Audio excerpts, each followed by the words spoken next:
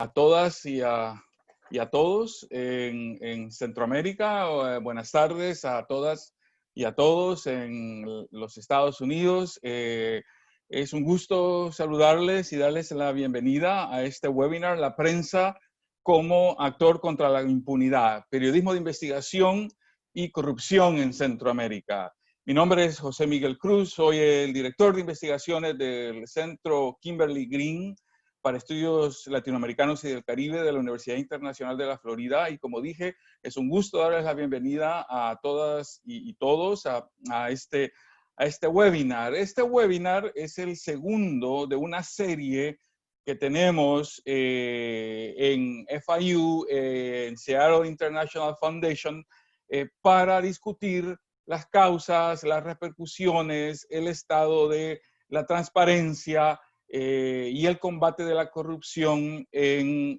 Centroamérica y la impunidad en Centroamérica.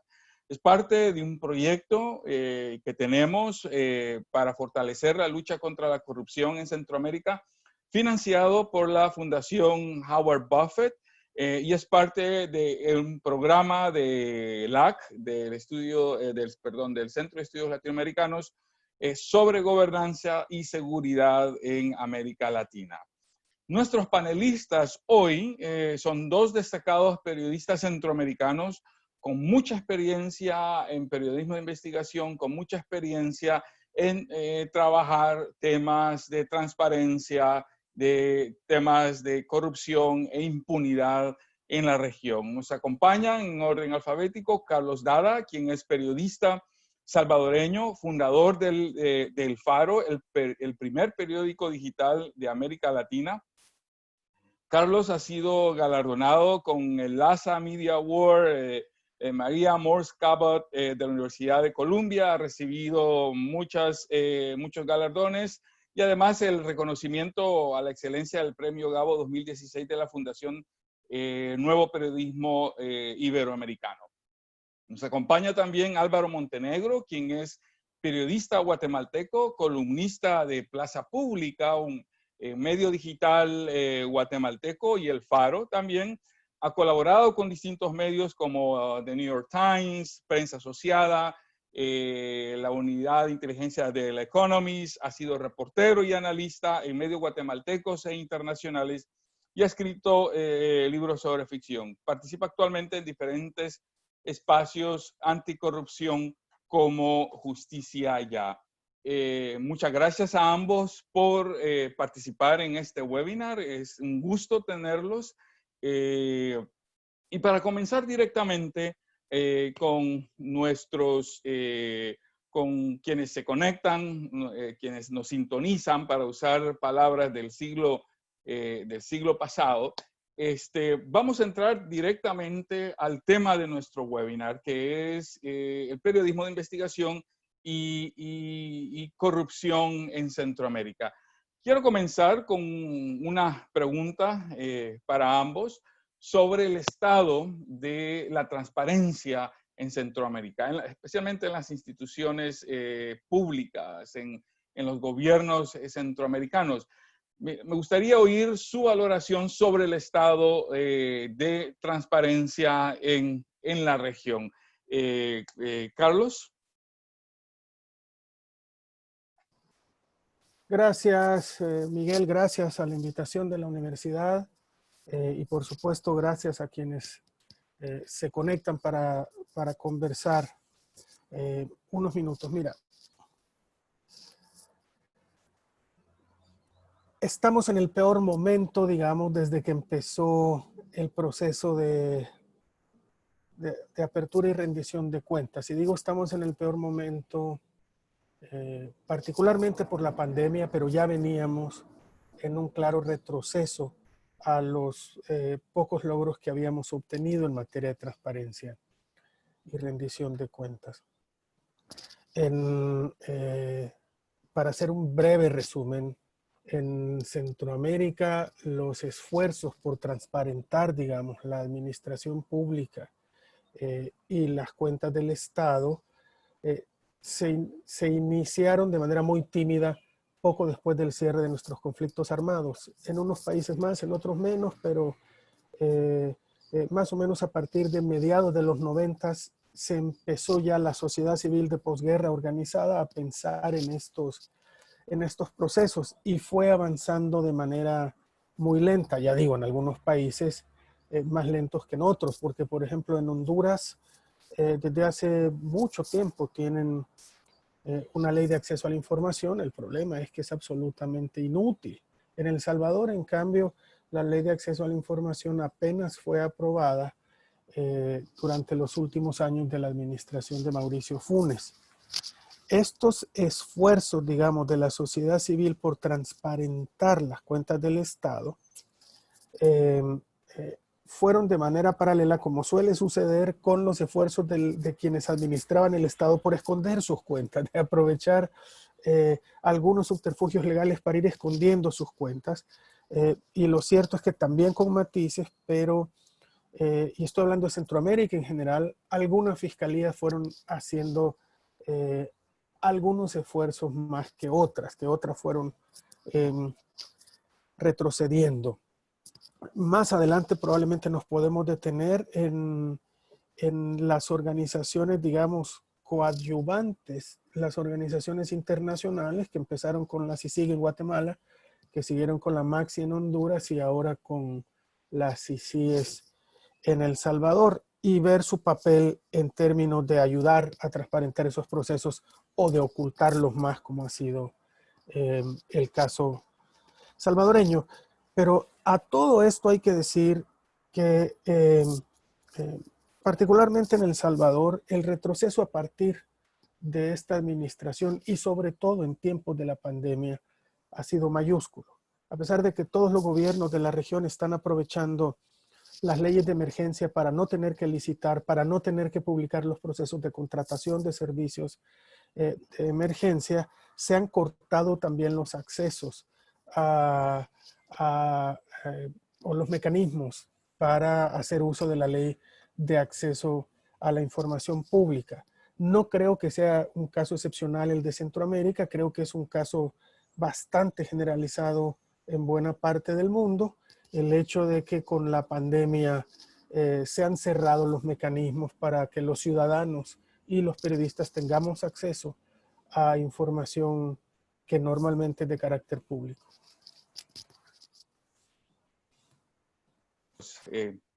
Álvaro.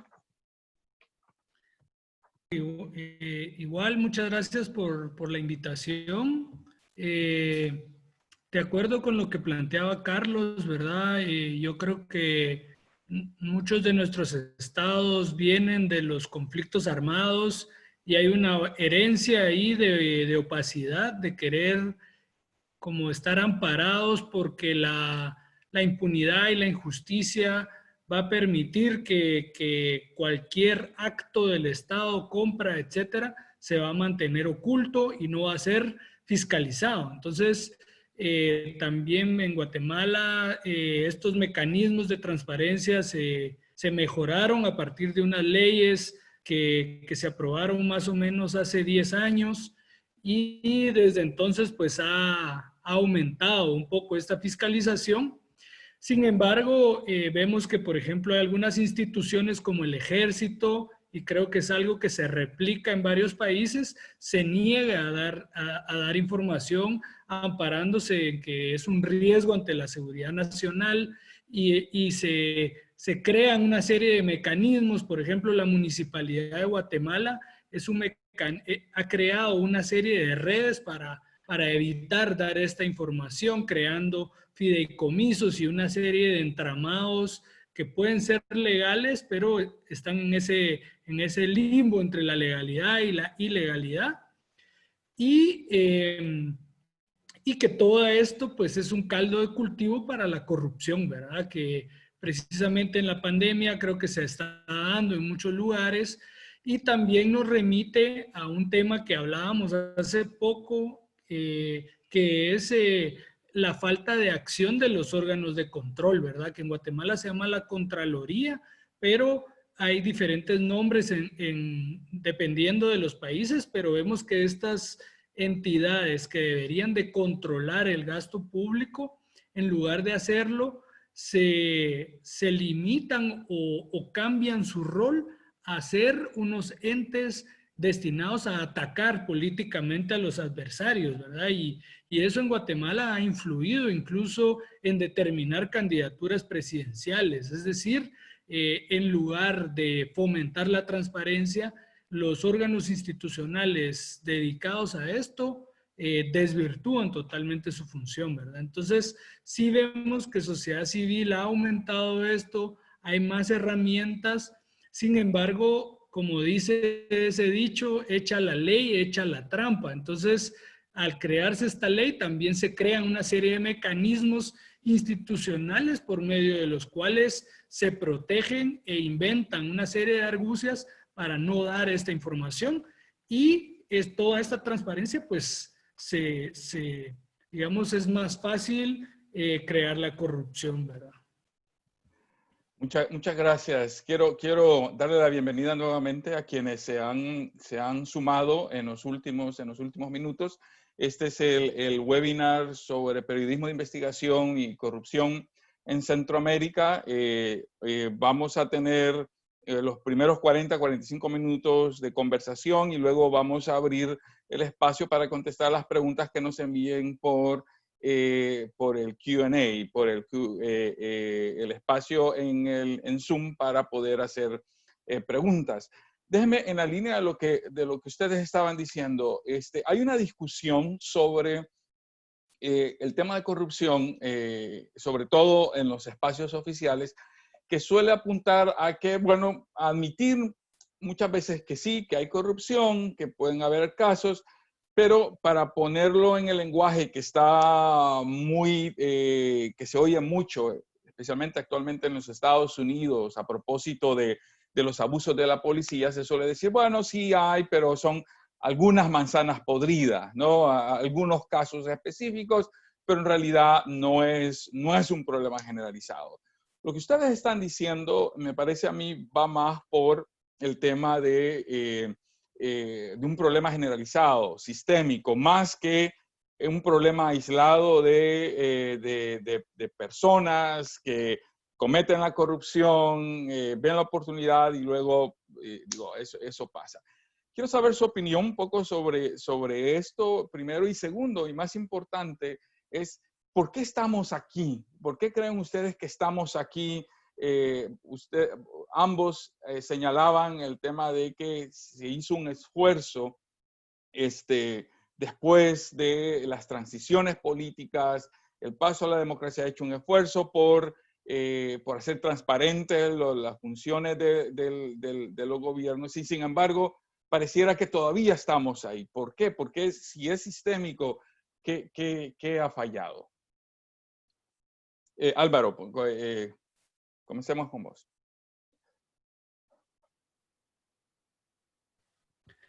Creo que esto de ver que solamente son unas manzanas podridas puede ser una trampa. Muchas veces fomentada por el mismo statu quo, ¿verdad? Que en varios momentos históricos y en crisis, ¿verdad? Cuando son las aperturas para poder reformar los estados, el statu quo tiene una habilidad para reinventarse cada cierto tiempo. Entonces, digamos, hacer las cirugías institucionales mínimas para que el sistema más o menos siga funcionando de la manera en la cual se ha hecho, ¿verdad? En Guatemala, tras el proceso de 2015, ¿verdad? Se han intentado hacer una serie de reformas, pero, por ejemplo, la reforma del sector justicia, que ha sido la más fuerte y que toca el corazón de la impunidad, ha sido sistemáticamente bloqueada por el statu quo, diciendo si no se hace la reforma que yo quiero, que es una reforma muy limitada y acotada, no la vamos a detener, ¿verdad? Con propaganda, con campañas difamatorias, con los diputados bloqueando, etcétera, ¿verdad? Entonces, yo creo también que por lo menos yo creo que estas comisiones anticorrupción son precisamente fruto de de que los estados en determinado momento aceptan que no pueden combatir esta corrupción y piden y necesita el Estado una ayuda externa para poder hacerlo. Y precisamente las comisiones como la CICIG, la MAXI, el éxito de estas comisiones ha sido precisamente su fracaso, porque vemos que, por ejemplo, en el caso de CICIG reveló una serie de casos donde muestra desde el financiamiento electoral hasta cómo se dan los contratos, pasando por medios de comunicación, pasando por empresas, pasando por todo tipo de funcionarios, pasando por jueces, pasando por fiscales. Entonces prácticamente se ha formado este ciclo, se ha delimitado, lo cual ha hecho que el mismo sistema se defienda ante estas comisiones, ¿verdad? Entonces, creo que hay muchas, digamos que al final de cuentas también es un cambio cultural el que se requiere, ¿verdad? Y para asumir que el Estado deje de privilegiar a una élite, ¿verdad? Y que pueda el Estado a su vez, funcionar para lo que precisamente fue formado, que es el bien común de los habitantes. Gracias. Carlos. Sí, yo creo que es una pregunta muy pertinente y las respuestas son todas frustrantes, ¿verdad? Después de todo el camino que hemos recorrido, y estoy seguro que es igual para ti, Miguel, con todo el trabajo que has hecho. Hay dos perspectivas, digamos, desde las cuales se puede intentar responder a esa pregunta. Una que ya exploraba un poco Álvaro es desde arriba, es decir, desde las élites. Voy a usar El Salvador como el ejemplo que tengo más a la mano y que es el que mejor conozco, pero creo que es extensivo a toda la región. Estos son países que históricamente, desde su nacimiento como república y con muy breves interrupciones o paréntesis, está caracterizado por estados puestos al servicio de las élites. Si para eso tuvieron que utilizar al ejército como instrumento, lo utilizaron, y eso explica también nuestros regímenes militares. Hay que acordarnos que El Salvador es el país de toda América Latina con una mayor cantidad de años bajo regímenes militares en toda la región. Regímenes militares que por supuesto eran el instrumento de las élites para continuar no solo beneficiándose del Estado, sino garantizando que el Estado les proveía la mano de obra en las condiciones que ellos necesitaban.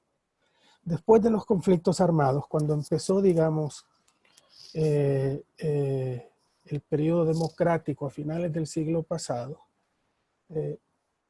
pues las élites rápidamente se dieron cuenta que la democracia implicaba que todos somos iguales en derechos, y ellos de alguna manera siguieron buscando cómo perpetuar su status quo, en el sentido de que sí somos iguales, pero hay unos más iguales que otros, como dicen los mexicanos.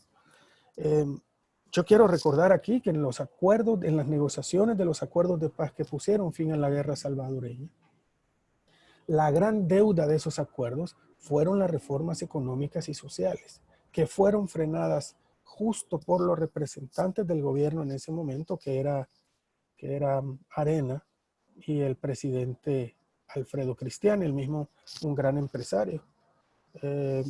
Y en ese mismo periodo lo que se hizo fue privatizar la banca e iniciar el proceso de privatización de todos los recursos del Estado, que por supuesto no provocaron una mejor distribución de la riqueza en el país. Lo que ha dicho Álvaro, que es, yo creo, particularmente claro en el caso de la CICIG en Guatemala, una CICIG a la que todos aplaudían emocionadamente hasta que se empezó a meter ya no solo con los políticos, sino también con los empresarios.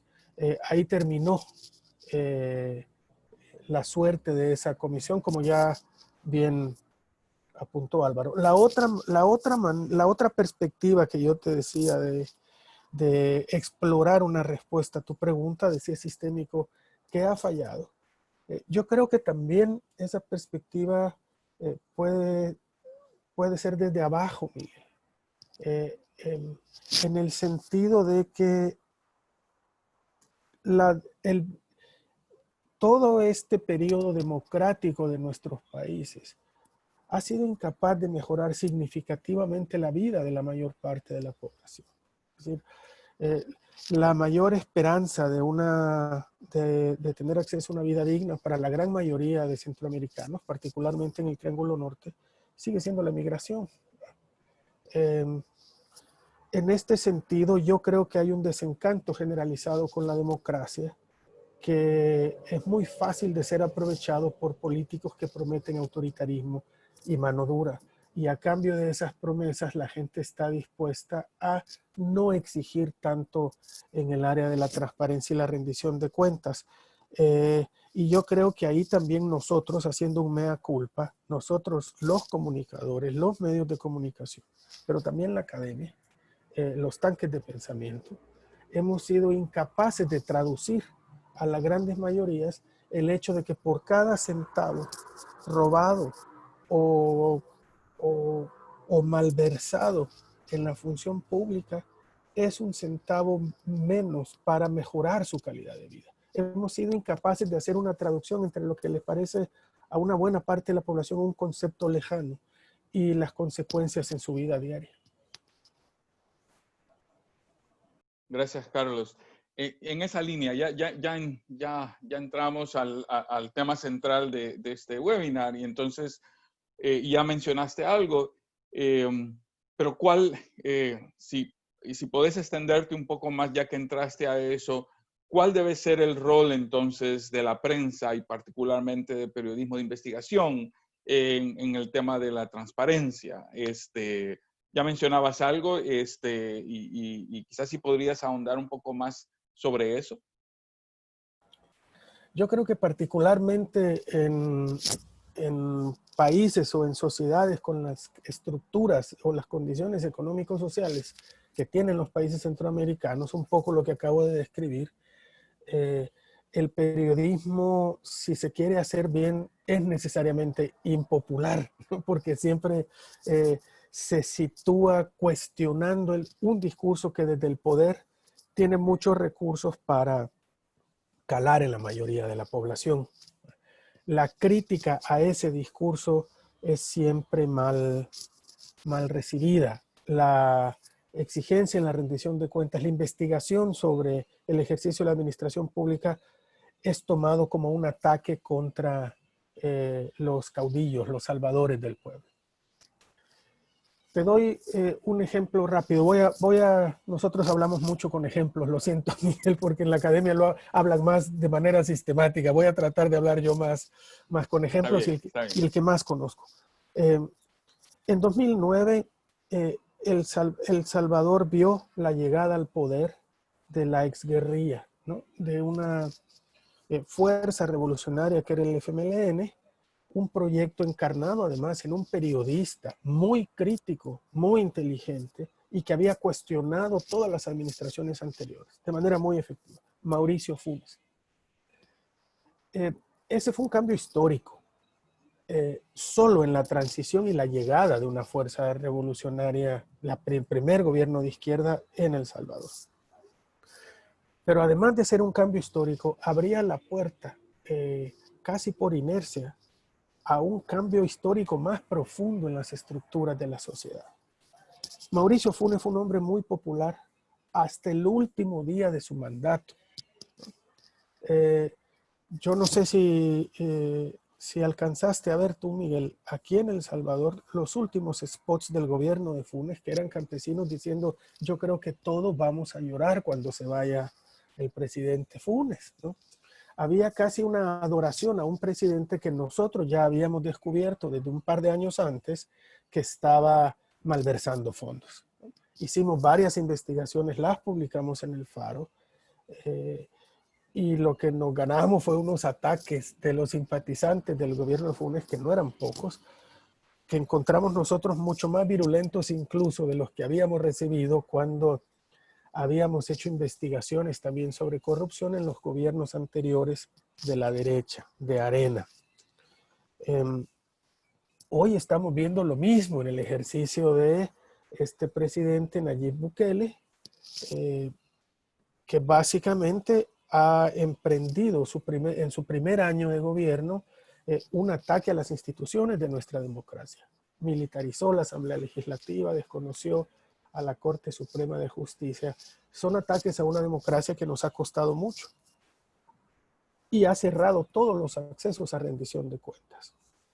A medida que vamos investigando y publicando sobre estas cosas, la reacción de la mayor parte de la gente que tiene esperanzas en que de verdad alguien cambie sus condiciones miserables de vida, la reacción es un ataque hacia nosotros.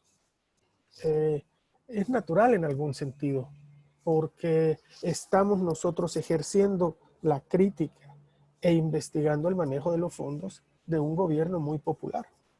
Yo creo que esa es nuestra responsabilidad. Es cuestionar al poder, porque el poder tiene agencia sobre las vidas de la mayoría de la población y porque el poder, sobre todo el poder político, le ha sido otorgado por esa ciudadanía y debería responder. Cuestionar ese poder no es muy popular en estos países, pero es nuestra responsabilidad.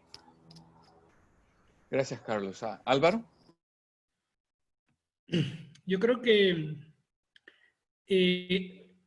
no es el caso, creo yo, de Guatemala, del Salvador, Honduras, ni Nicaragua, pero en Guatemala sucede algo particular que ante la debilidad de los partidos políticos, la sociedad civil ha asumido como una oposición política y por lo tanto la prensa en sí también ha hecho un papel y creo que eso pues sí se comparte en la región, pero en Guatemala se ha dado digamos, la sociedad civil y el factor más importante de la sociedad civil son los medios de comunicación para poder expresar las opiniones y poder fiscalizar al gobierno. Entonces se han vuelto víctimas de ataques fuertes, tal como lo decía Carlos, ¿verdad?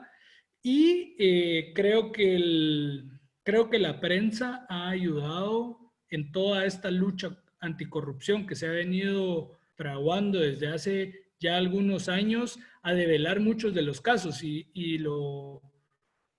un ejemplo muy concreto fue el caso de Roxana Valdetti, que es la ex vicepresidenta de Guatemala, que está condenada ya precisamente por ese caso, porque es un caso destapado por el periódico de Guatemala y que luego es replicado por Plaza Pública y algunos otros medios, ¿verdad? Pero en la cual se ve que la ex vicepresidenta quiere comprar un líquido para sanear un lago y se ve que ese líquido pues es falso, no sirve para curar el lago y poco a poco se va dando toda una narrativa y la gente es una cuestión de corrupción muy cercana que se entiende muy bien y al final pues se revierte la compra y siguen saliendo notas periodísticas y luego de eso sale un caso que es el caso La Línea, que es donde se termina involucrando al presidente Otto Pérez y Valdetti y que hay muchas manifestaciones, pero al final el caso por el cual está condenada Valdetti es este caso que el periodismo reveló, ¿verdad? Entonces, digamos, esto demuestra que es digamos, yo creo que todo lo que ha pasado y digamos mucho de la justicia y el periodismo y toda esta narración al final es la construcción de la verdad, o sea, es que salgan a luz muchas de las cuestiones que están ocultas. Entonces, yo creo que a eso le tiene miedo el poder y por eso se defiende tanto y por eso hay tantos ataques y entonces por eso es de que, por ejemplo, en Guatemala, después de los medios que apoyaron la lucha contra la corrupción, fueron tratados de asfixiar económicamente, fueron atacados los líderes, incluso hay demandas judiciales, ¿verdad? Entonces, vemos que la prensa sigue siendo es un factor muy importante en la fiscalización y por lo cual genera una tensión para el poder, ¿verdad? Y tal como decía Carlos, ¿verdad? En Guatemala también las prácticas de corrupción persisten en todos los gobiernos, ¿verdad? O sea,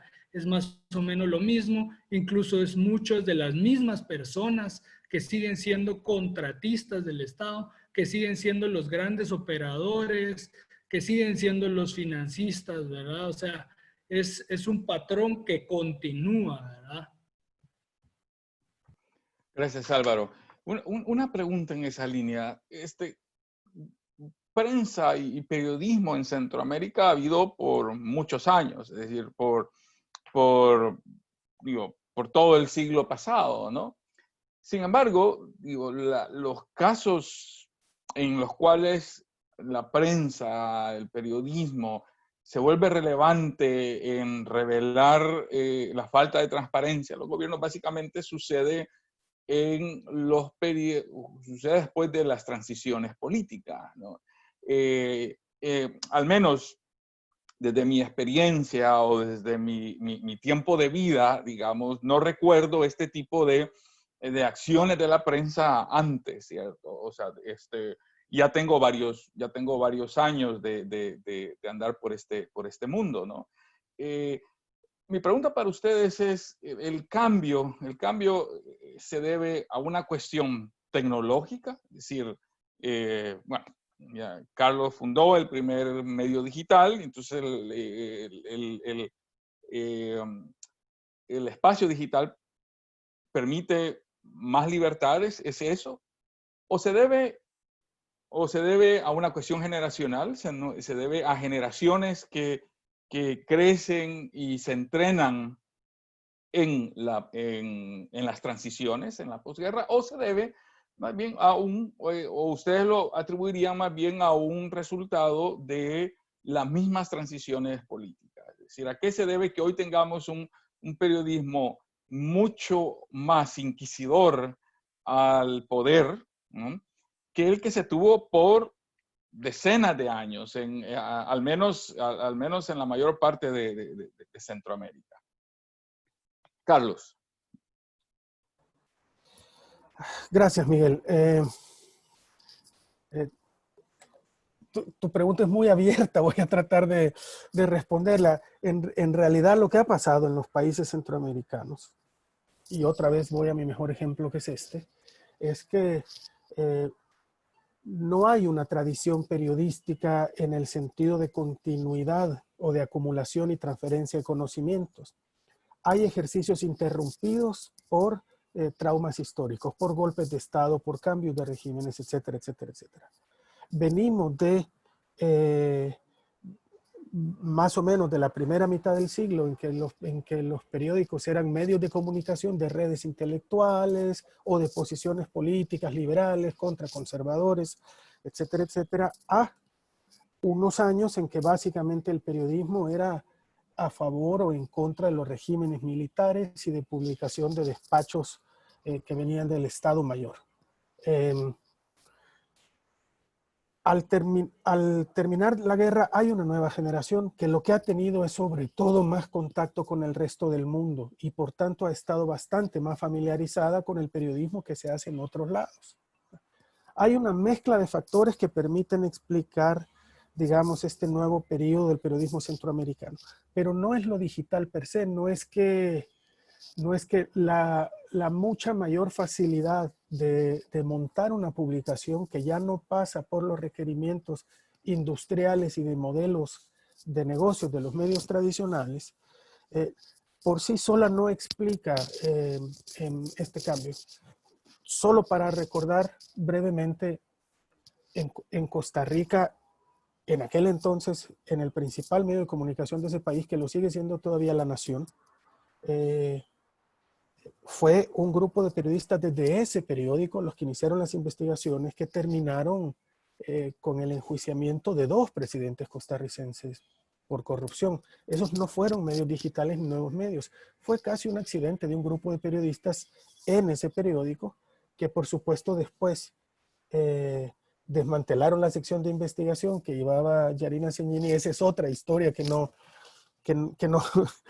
que no viene a cuento. Pero yo creo que tiene que ver también con eso, vaya, mi generación en El Salvador,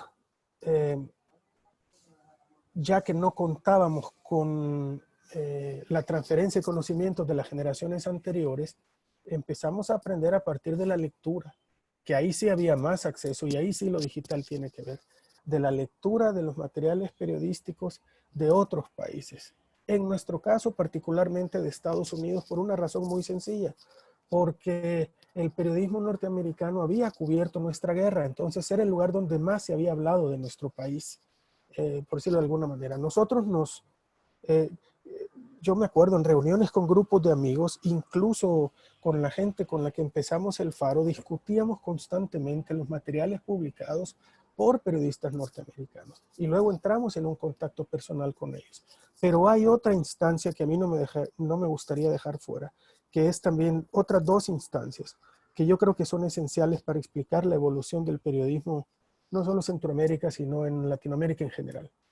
Uno es la Fundación Nuevo Periodismo Iberoamericano García Márquez, que a través de sus talleres y sus congresos lo que hizo fue ponernos en contacto con periodistas de toda la región y convertirnos en una familia, algo que el periodismo centroamericano no tenía anteriormente. Y el otro es el Instituto Prensa y Sociedad, uno más enfocado en periodismo narrativo y el otro más en periodismo investigativo. Y esto nos permitió a nosotros ir aprendiendo, además, en espacios muy íntimos de conversaciones muy personales, de las herramientas con que contaban estos periodistas y del tipo de periodismo que se estaba haciendo en otros lados. Por supuesto, todo esto se explica también con transiciones políticas. Yo lo digo todas las veces que sea necesario. Cuando me decían, no ha cambiado mucho desde la guerra hasta hoy, yo decía, por supuesto que ha cambiado. El Faro no podía haber existido en aquellos años. Hoy existe, tenemos ya 22 años. Y yo creo, Miguel, que ya estamos entrando a unos relevos generacionales que ya permiten transferencias directas de conocimientos acumulados. Y esto para mí es muy esperanzador. Sin duda, esa es una muy buena noticia. Álvaro. Creo que es interesante, ¿verdad? Y yo en realidad no viví el conflicto armado en mi país, ¿verdad? Aunque he leído sobre ello. Pero precisamente recuerdo, a mí me tocó cubrir un juicio en Guatemala importante de la masacre de la Embajada de España. Y ahí, que fue un hecho en el cual un comando militar incendió una embajada porque habían unos campesinos adentro y fue condenado este jefe policial, fue a declarar un periodista que era director del medio La Hora, que es tal vez el medio más antiguo de Guatemala, que está próximo a cumplir 100 años. Y él él contó frente al Tribunal de la Censura y él contó cómo ellos no pudieron reportar en esa época exactamente lo que estaba pasando en ese hecho concreto y cómo les fueron a amedrentar y contó, digamos, hizo una retrospectiva en ese momento cómo se desarrollaba la labor periodística. Y algunos de nuestros compañeros con quienes trabajé también nos contaban de cómo los militares censuraban muchas de las notas, las iban a revisar, ¿verdad? Y luego pues vemos ya esta transición democrática que ya empiezan a haber otro tipo de medios, ¿verdad? Existió Infopress, que también era de carácter regional. Luego en los acuerdos de paz, precisamente en esta simbiosis, digamos, político-histórica que se refleja en ciertas libertades que se van dando, salen otro tipo de medios. Siglo XXI al principio empieza a ser crítico con la corrupción, con los poderes militares, ¿verdad? Que van manteniendo el poder y que luego de ser una cuestión puramente de represión ideológica pasan algunos de estos grupos a ser parte del crimen organizado. Se da también el periódico que empieza a darle también apertura a otras plumas, ¿verdad? A mujeres indígenas, gente que participó en la guerrilla, jóvenes una lógica más cultural, se empieza a dar toda esta apertura. También existió la revista Crónica, que muchos de los periodistas actuales muy importantes vienen de esta revista, y que precisamente esta revista fue asfixiada económicamente y al final ya no pudo seguir, porque el gobierno de Álvaro Arzú, que fue quien firmó la paz, fue uno de los gobiernos que hizo una guerra muy directa contra Crónica. Entonces, todo esto como que va evolucionando, así he venido percibido, y con las historias que nos cuentan los periodistas, pues más con mayor experiencia. Y creo que en un momento caemos ya a esta nueva dinámica, un poco influidos por el Faro, por estas corrientes, ¿verdad?, que vienen de un periodismo más narrativo, de escribir crónica. Nace Plaza Pública en Guatemala en el 2011 y 2011-2010, ahorita no recuerdo bien, pero se empieza a dar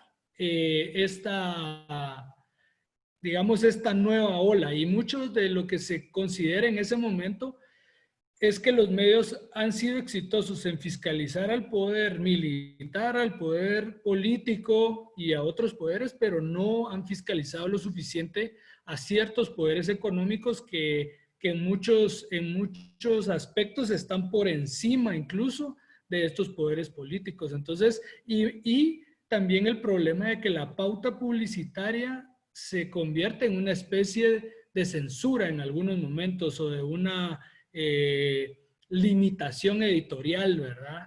Entonces, creo que aquí se empiezan a dar otras nuevas formas de financiamiento de medios, y luego de Plaza Pública empiezan a crecer otro tipo de medios como Nómada, como No Ficción, como Cote, que son digitales, pero algunos también tienen vínculos con radios, y entonces se empieza a dar toda una nueva dinámica que creo que también se adapta a las lógicas de cómo es ahora la comunicación, mucho más fácil, ¿verdad?, a través de las redes sociales.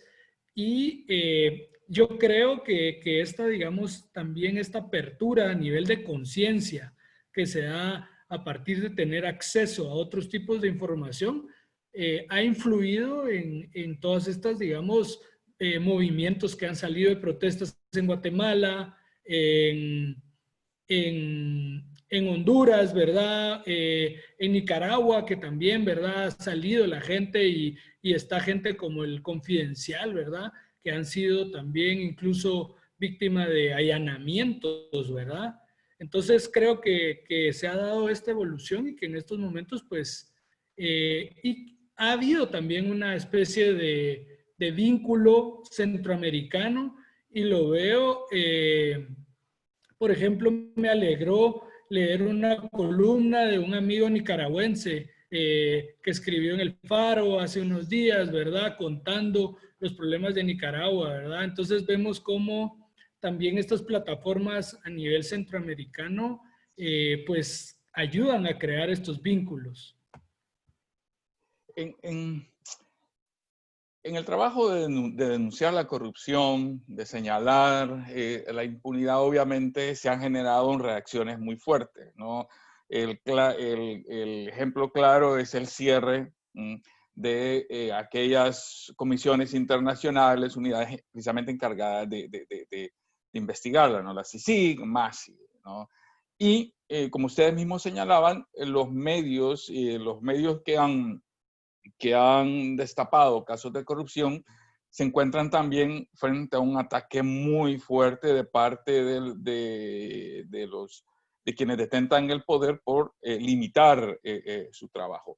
¿Cómo se evita que estos ataques, que sin duda son muy fuertes y que muchas veces incluso logran reclutar sectores de la sociedad, porque como algunos de ustedes decían, no se ha logrado comunicar el vínculo entre la corrupción y el nivel de vida de la ciudadanía? ¿Cómo logramos contrarrestar estos ataques para evitar lo que ha sucedido en otros casos, como lo que sucedió en Costa Rica, ¿no? Que se cierra la unidad de investigaciones de la nación como producto de las investigaciones en contra de dos presidentes. ¿Cómo logramos eso, Álvaro?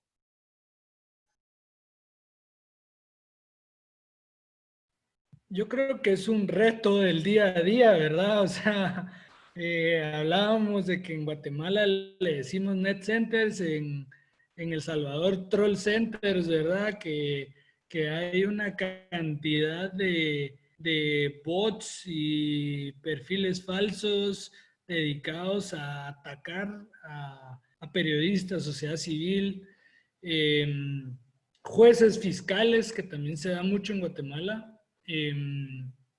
Vemos que hay, digamos, varias ideas, ¿verdad? O sea, creo que uno es el rol de, digamos, de informarse, o sea, de llamar a que a las personas se informen a través de medios legítimos, ¿verdad? O sea, que muchas veces en Guatemala pasa esto de las grandes cadenas de WhatsApp que se mandan de una a otra persona en los chats familiares, ¿verdad? Yo vi que en Colombia tenían Semana tenía una parte, digamos, dedicada a desmentir estas cadenas de WhatsApp, ¿verdad? Por ejemplo. Entonces, como tener esta conciencia de ir hacia la fuente legítima, ¿verdad? Creo que también hemos nosotros trabajado algunas campañas de limpieza de redes sociales, ¿verdad? De que las personas reporten y bloqueen a todos estos bots, ¿verdad? Que están dedicados a atacar e incluso están destinados a ciertas personas, tienen 2, 3 seguidores, y entonces yo creo que digamos que ahí se necesita ampliar esta conciencia respecto digamos, porque estos ataques lo que buscan es que la persona se intimide, ¿verdad? O sea, que la persona se intimide y tenga una cuestión psicológica para decir, bueno, mejor ya no investigo, ¿verdad? Ya no digo esto, porque van a decir mentiras mías, van a decir mentiras de mi familia, van a sacar una foto mía, una fotocomposición, porque esos son el tipo de cosas que hacen. A mí me ha pasado, digamos, que sacan mentiras totalmente, o sea, que no tienen nada que ver, sacan a familiares de uno, ¿verdad? Entonces, yo creo que el resto de las personas también hay una responsabilidad en cuanto a la información que se consume, ¿verdad? Porque mucha de esta información que presentan los medios, por ejemplo, es una información contrastada, que tiene fuentes, o sea, podemos ver que es hay un trabajo detrás, ¿verdad? O muchas veces cuando son columnas de opinión, pues es una persona que lo está afirmando y está dando su opinión y sus argumentos al respecto. En cambio, todas estas cuentas y muchos de estos ataques nacen desde la oscuridad, ¿verdad? Entonces nosotros, por ejemplo, ahorita vimos que hay un personaje en Guatemala que se llama Gustavo Alejo, ¿verdad? Que él ha sido un gran operador financista desde hace 10 años. Y él está en la cárcel, pero él ahorita está intentando influir en un proceso de elección de cortes. Entonces, cuando empiezan a salir informes de la fiscalía, periodistas publican sobre Gustavo Alejos, activistas denuncian, todo este conglomerado de net centers o troll centers, le voy a decir ahora, empiezan a atacar a todas estas personas. Pero es una cuestión que uno puede ver las estadísticas y son picos, ¿verdad? O sea, es directo, es directo. Entonces podemos ver que claramente es una defensa, digamos, de estos intereses de impunidad.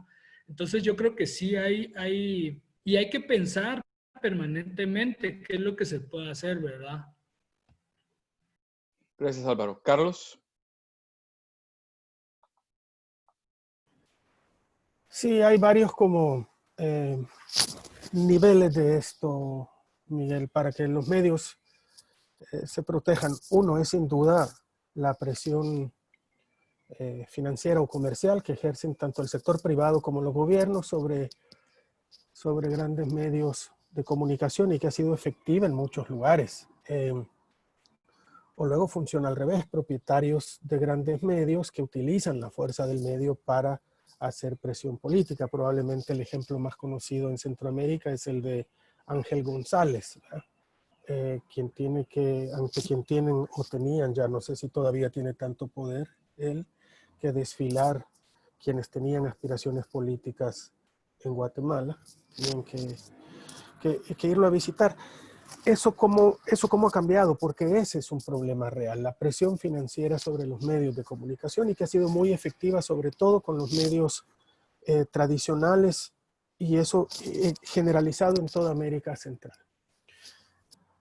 Vaya, hace 15, 20 años, cuando nuestros países iniciaron estos procesos democráticos, la comunidad internacional y los organismos internacionales veían que para fortalecer la democracia, digamos, era necesario apuntalar en tres sectores: en partidos políticos y gobierno, en organismos financieros internacionales de apoyo directo también a estos procesos, y en sociedad civil, ¿no?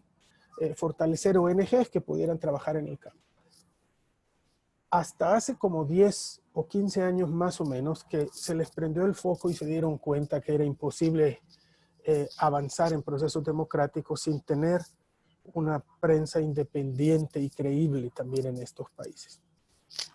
A partir de entonces hay bastante más apoyo, digamos, de algunas organizaciones internacionales para el periodismo independiente. Yo te diría sin duda Open Society Foundations, que en toda Latinoamérica está apoyando mucho el periodismo independiente. A eso se han ido uniendo después organizaciones como la Seattle International Foundation, que entiendo que también está patrocinando este foro, y que también nosotros recibimos ayuda de la Seattle International Foundation. Y no me voy a alargar en la lista, porque esta no es una lista de agradecimientos, pero hay muchas instituciones internacionales que ahora apoyan el periodismo independiente en toda América Latina para evitarnos el problema de depender de pautas gubernamentales o de bloqueos por parte del sector privado que se siente afectado. Hay otro elemento para mí que es importante. Nosotros hemos recibido muchos premios internacionales de periodismo. En realidad los premios sirven para dos cosas, Miguel. Una es para darle mayor visibilidad a tu trabajo, que han sido muy efectivos para eso. Pero la otra también es una medida de protección para nosotros. Eleva el costo de hacerte daño para quienes te quieren hacer daño, porque saben que las consecuencias serán mayores. Esos premios que nos han abierto las puertas, digamos, a otros círculos, a otras organizaciones, a otro tipo de gente, van poco a poco convirtiéndose en una red que es para nosotros un tanque de oxígeno, es un soporte cada vez que sufrimos amenazas o que sufrimos ataques o que sufrimos estas olas de ataque de desprestigio que ya comentaba Álvaro Montenegro, que son cada vez más frecuentes. Hay que acordarnos que no solo investigamos corrupción, organizamos también crimen organizado, investigamos crimen organizado que no está desvinculado, y investigamos nexos entre crimen organizado, corrupción e instituciones como la misma policía. Lo cual, digamos, eleva el nivel de riesgo. Yo creo que este tipo de periodismo, y lo que voy a decir suena paradójico como empezamos esta conversación, requiere también del acompañamiento al menos de una parte de la sociedad. Para que el periodismo sirva de algo, para que tenga algún impacto, yo creo que requiere de ese acompañamiento, que a nosotros nos encantaría que ese acompañamiento fuera de un pequeño círculo a irse ampliando, pero nuestros procesos son ampliando, y de repente cuando entra una nueva promesa política se vuelve a reducir, ¿no? Digamos, a nuestro core de lectores. No quiero quedar aquí como mártir o como víctima, como periodista, porque para nada nos sentimos así, Miguel. Yo creo que de hecho en El Salvador estamos en bastantes mejores condiciones que lo que están nuestros colegas, por ejemplo, en Honduras o en Nicaragua. Ya citaba Álvaro el caso de Confidencial, en cuyas oficinas, en cuya redacción hoy, después de un año, siguen militares apostados con una cinta a la que no pueden entrar los periodistas de Confidencial. No estamos en esa etapa.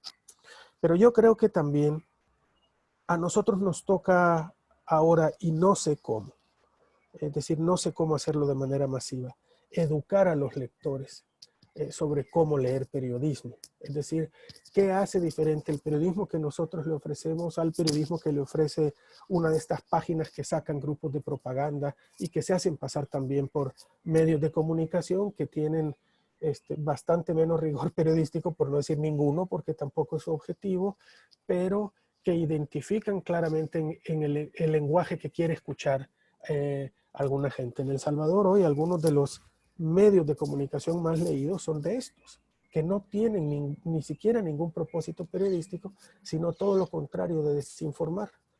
Creo que necesitamos entrar en la labor también de educar lectores, de explicarles por qué un periodismo tiene más credibilidad que otro, ¿no? Dónde identificar la calidad de la información que le están dando. Para empezar, a partir de si las notas son firmadas o no, si tienen fuentes o no, quién está detrás de esos medios de comunicación, que son preguntas que el lector común en Centroamérica no se suele hacer, pero que yo creo que también nos va a ir tocando hacer esa labor. Nosotros hacemos desde hace 10 años un taller, todos los años, que se llama Cómo leer un periódico, pero eso es un taller tiene un alcance bastante limitado, pues no pasa de las 50 personas que pueden asistir al taller durante una semana. Tenemos que encontrar nuevas maneras de hacerlo. Gracias, Carlos. Se nos ha pasado la hora. Vamos a empezar a dar espacio a algunas de las preguntas que nos han llegado en el chat. Y aunque no voy a tener la posibilidad de leerlas todas y de trasladar todas, quiero comenzar con este comentario de Fabricio Altamirano, quien es el editor del diario de hoy, quien nos escribió un par de mensajes y dice: respeto y admiro a la distancia a Carlos Dada y otros, el proyecto del Faro, y al proyecto del Faro, perdón, pero elsalvador.com nació antes que el Faro. En este año cumplimos, en el diario de hoy dice 84 años y mi abuelo fue exiliado 3 veces por hacerle frente al régimen militar de Martínez. No hay que despreciar lo que vino antes. Creo que es importante leerlo porque obviamente el diario de hoy también ha jugado un papel en periodismo en el caso salvadoreño.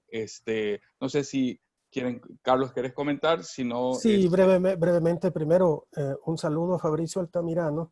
Ciertamente, elsalvador.com nació antes, fue el primer medio salvadoreño en tener presencia en la red. Cuando nosotros hablamos de ser el primer periódico digital latinoamericano, es un periódico nativo en la web, ¿no?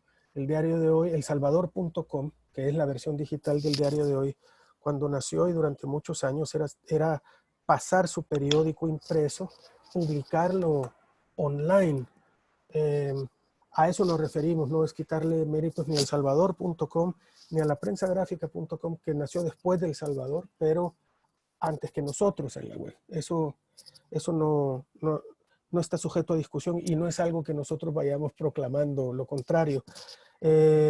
Sí, yo creo que antes, como ya lo dijo Fabricio, el papel de su abuelo particularmente en el periodismo salvadoreño es digno de ser rescatado.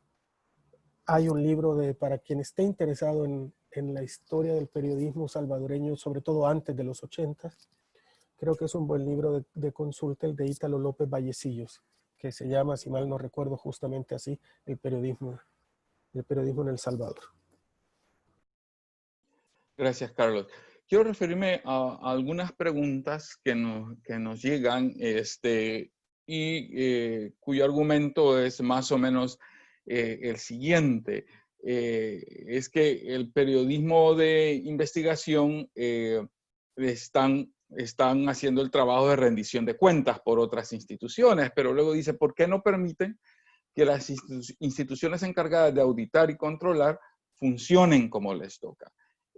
Álvaro, ¿qué pensás de esta pregunta? Básicamente es que el periodismo está sustituyendo a las instituciones de Contraloría, pero al hacerlo pareciera que el argumento es que evitan que las instituciones de Contraloría hagan su trabajo. Yo creo que tienen funciones distintas, muy distintas, ¿verdad? Y aquí sí que me sale pues el término jurídico, pero digamos que las instituciones estatales tienen una obligación, ¿verdad? O sea, tienen ya sea la ley o ya sea la Constitución, pero tienen un mandato muy específico e incluso si se salen de este mandato o si no lo cumplen, pueden estar cometiendo delitos. Digamos, tienen un marco regulatorio muy específico y que, por lo tanto, por su calidad de funcionarios públicos, los demás entes, sea prensa, sea sociedad civil, tienen derecho a pedirles cuentas. Entonces, yo sí creo que son dos entes muy distintos y que a veces hay un intento, por ejemplo, eso ha pasado en Guatemala, ¿verdad? Donde la gente le dice al periodista, pero ¿qué estás haciendo vos o tú? ¿Qué estás proponiendo? Solo criticas y no propones, ¿verdad? Es una narrativa muy, digamos, fundamentada muchas veces, pero yo creo que precisamente el rol del periodismo es ese, ¿verdad? Cuestionar incluso a las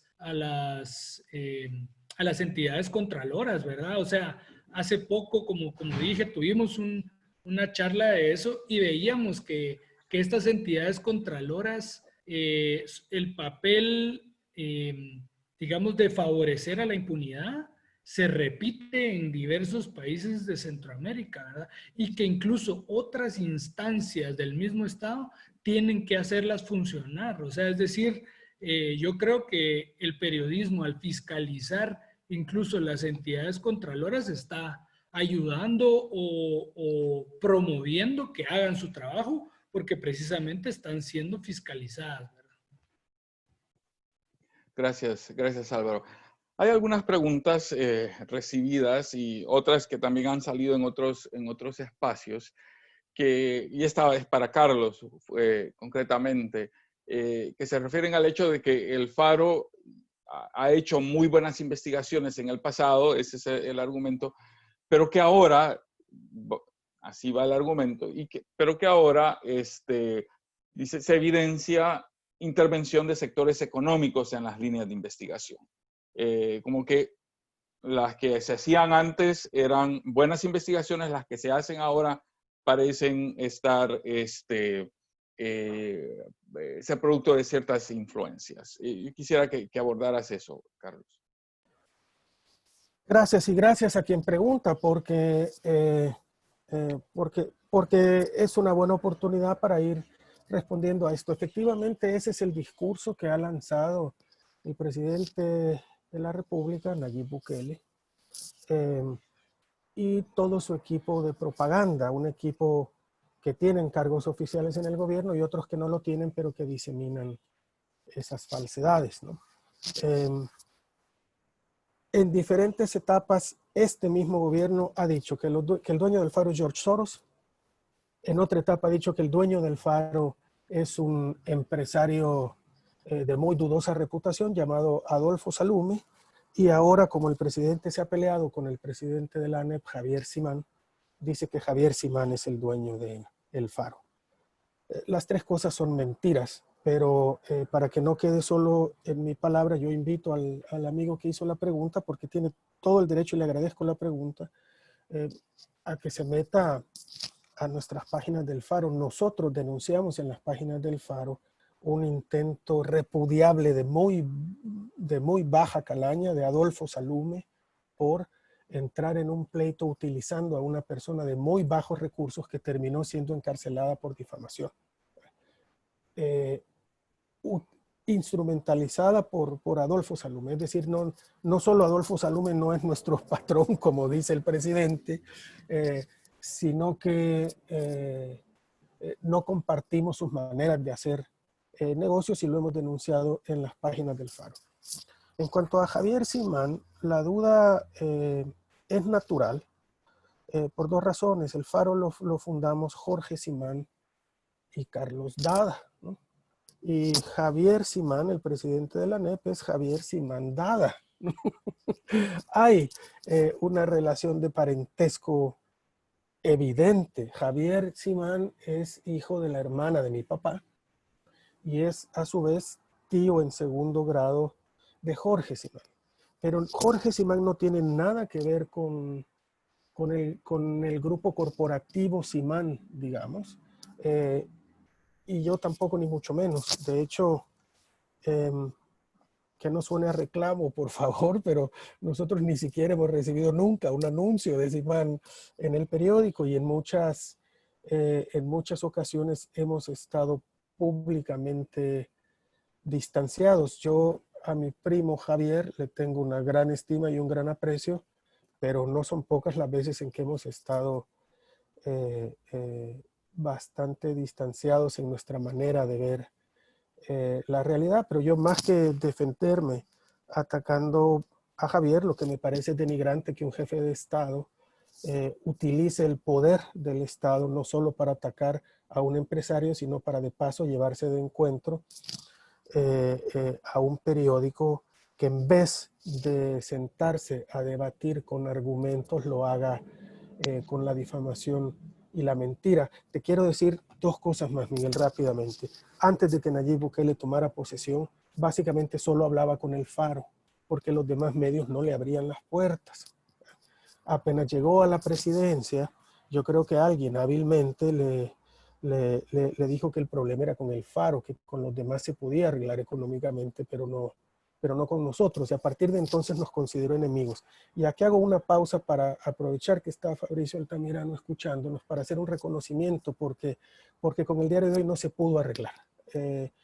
Ha sido muy valiente el diario de hoy en sacrificar sus propios intereses financieros desde la llegada de este gobierno para asumir más su función social, que es la que tiene el periodismo. En fin, en la página del Faro está, en el quiénes somos, están las organizaciones de quienes recibimos fondos también de anunciantes, y recibimos también fondos de nuestros lectores, por si alguno de ellos quiere aportar a la causa, ya que los intereses económicos que dice el presidente que tenemos, pues no se convierten en recepción de fondos de ninguna manera. Gracias, Carlos. Álvaro, esta pregunta te la voy a dirigir a vos. Resumiendo la pregunta, dice, en la última década los casos de corrupción más fuertes en América Latina han estado enlazados a concesiones de contratos con empresas, compañías nacionales o internacionales en las que tanto el poder público como empresarial se han visto envueltos. ¿Cómo el periodismo nacional o regional debe abordar esta nueva dinámica de qué avances se han tenido en Centroamérica con la investigación de casos de corrupción que involucran a la empresa privada? Yo creo que es una gran pregunta, porque precisamente ahí es donde, en el caso de Guatemala, digamos, se detiene o se hace todo por detener esta lucha contra la corrupción, ¿verdad? Que se emprendió de 2015 a la fecha.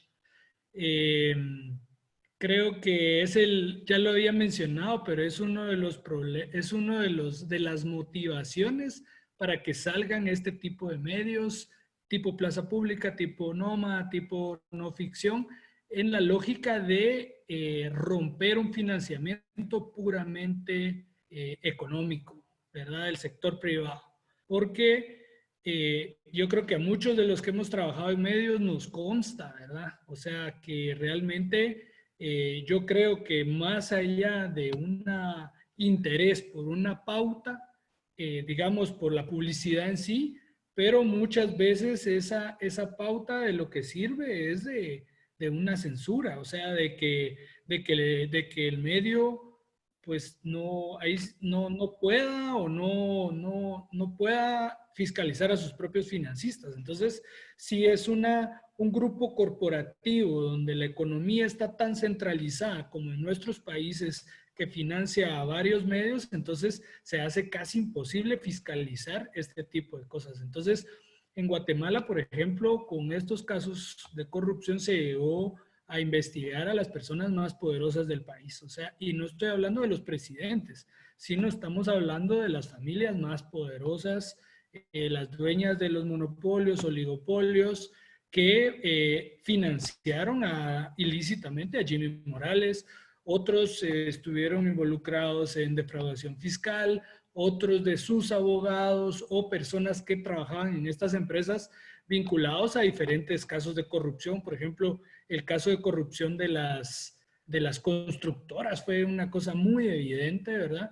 Y vimos que algunos de estos casos pues marcan la pauta en estrategia anti-CICIG, por así decirlo. O sea, sale un caso y empieza a salir la estrategia de parte de algunos medios aliados al sector privado, grupos comunicativos. Y entonces, yo creo que es un gran reto para el periodismo, ¿verdad? O sea, digamos, lograr esta fiscalización, ¿verdad? Yo creo que en Guatemala, a partir de estos casos, digamos que sí se ha develado mucho esta simbiosis de la corrupción. De hecho, yo escribí un artículo en El Faro donde trata un poco de eso, cuando sale uno de los casos que se llamó cooptación del Estado, que fue un caso en 2016 muy grande, es el caso, creo que de los más grandes, ¿verdad?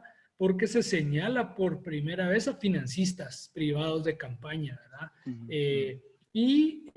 Pero ahí vamos, y en ese mismo caso, y ahí me refiero a lo que decía Carlos, sale el caso de Ángel González, ¿verdad?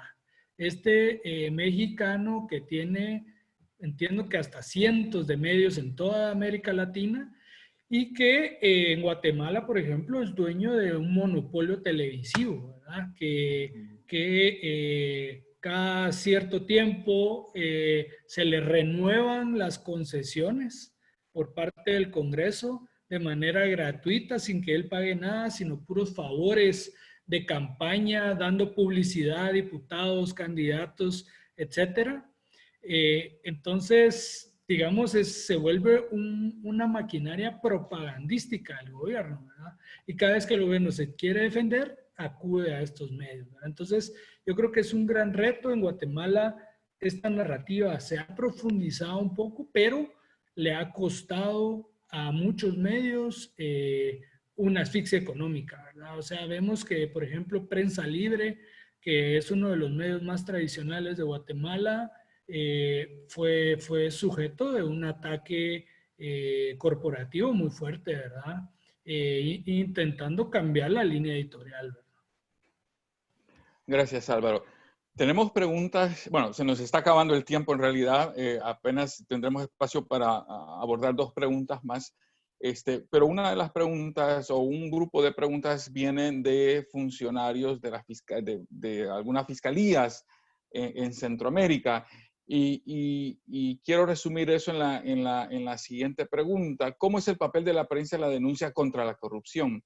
¿El contenido de las noticias son relevantes para iniciar una investigación?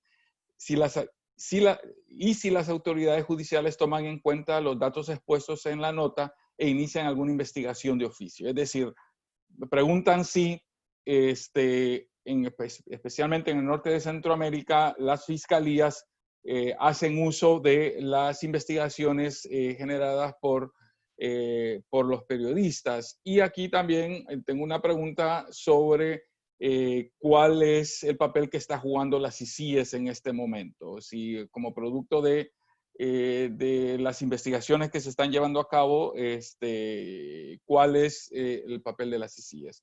Muy brevemente para dar paso a la última pregunta. Carlos. Si las noticias son relevantes para la investigación o si son tomadas en cuenta por las fiscalías, yo te diría que mucho menos de lo que uno quisiera. Esa es mi respuesta, porque a veces es muy frustrante que uno publica investigaciones, sobre todo en materia de corrupción, que parecen muy evidentes y que a veces tardan años en ver alguna consecuencia judicial.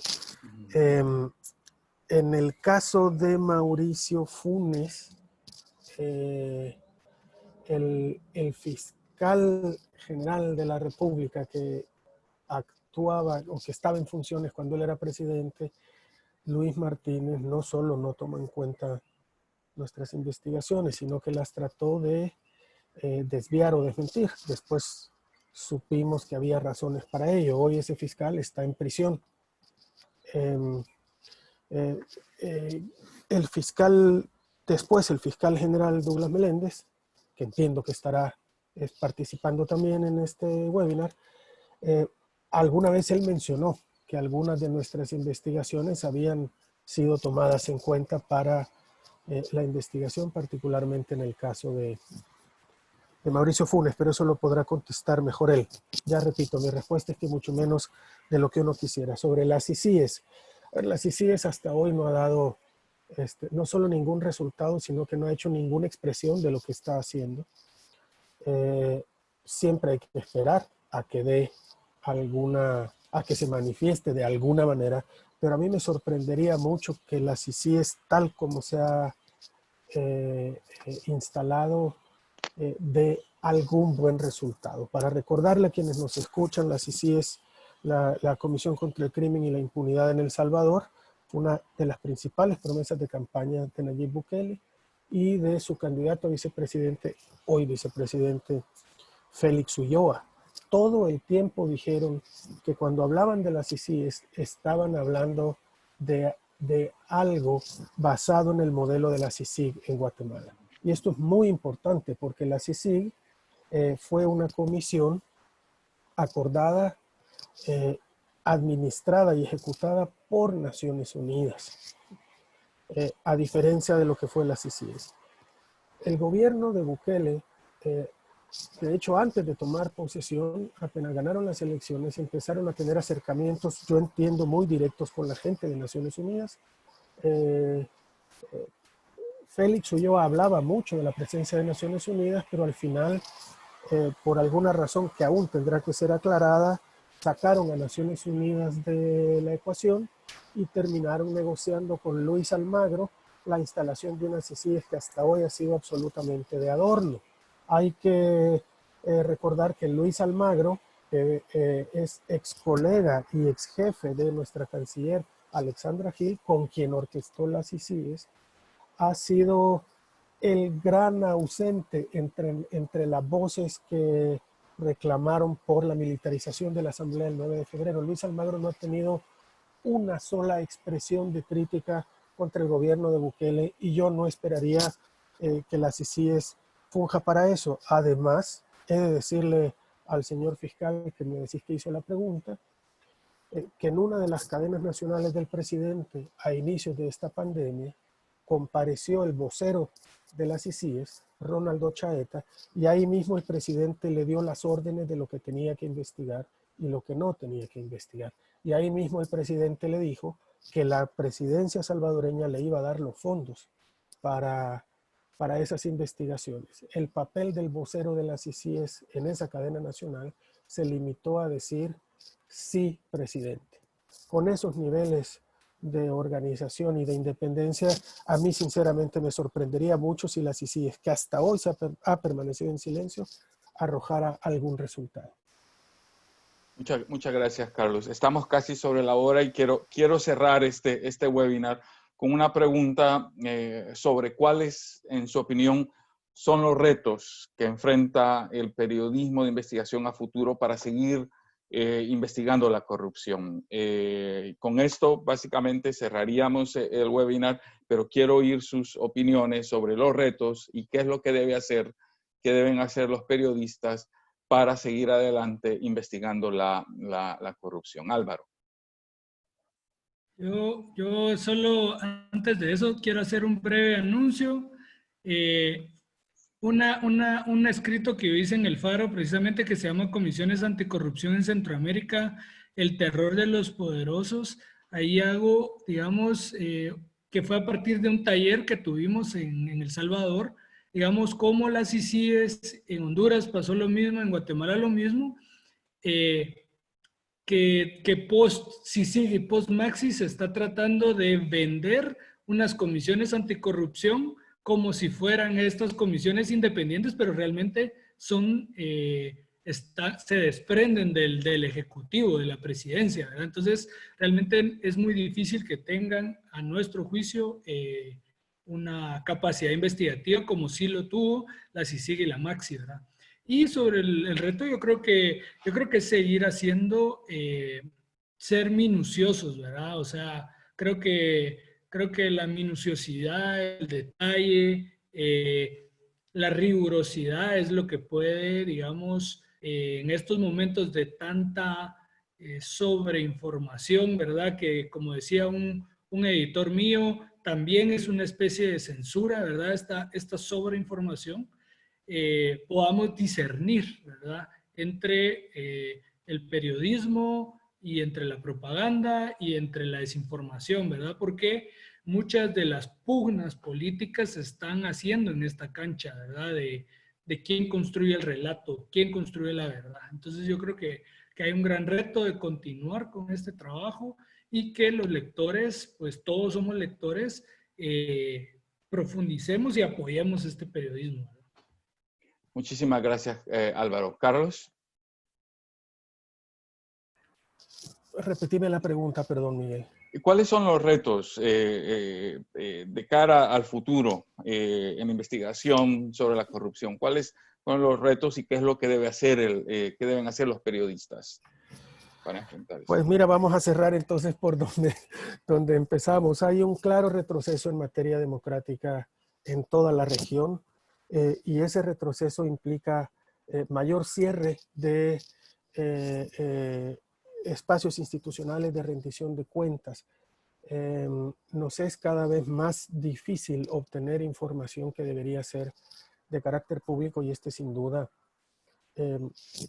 es uno de los mayores retos. Hace un rato Álvaro hablaba de la verdad y a mí me gustaría aterrizar un poquito este concepto para hablar también de cómo nosotros deberíamos consolidar nuestro ejercicio, digamos, ¿no? La verdad tiene muchas capas o muchos estratos y al final de esto se aprovecha mucha gente para hablar de la posverdad o de tu verdad contra la mía. En ese sentido, a mí me gusta ver el periodismo casi como un ejercicio cartesiano, es decir, avanzar a partir de la duda sistemática, ¿no? Pero esa duda sistemática, entonces, ¿dónde encuentra anclaje o dónde encuentra un punto de partida? En los hechos. La verdad no se puede construir si no es a partir, al menos la verdad periodística, si no es a partir del establecimiento de hechos, ¿no? A partir de ahí se empieza a construir la verdad. Y yo creo que mientras vamos resistiendo a los ataques contra la democracia, tenemos que ir consolidando nuestro ejercicio de construcción a partir del establecimiento periodístico de hechos. Muchísimas gracias, Carlos. El tiempo es nuestro enemigo en este caso. Lamentablemente se nos ha acabado el tiempo.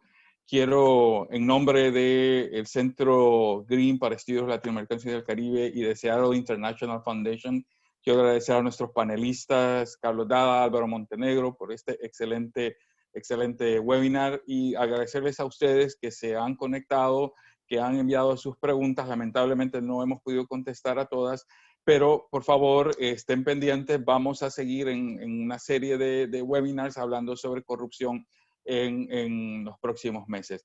Gracias de nuevo a todos y que todos tengan muy buenas tardes. Hasta luego.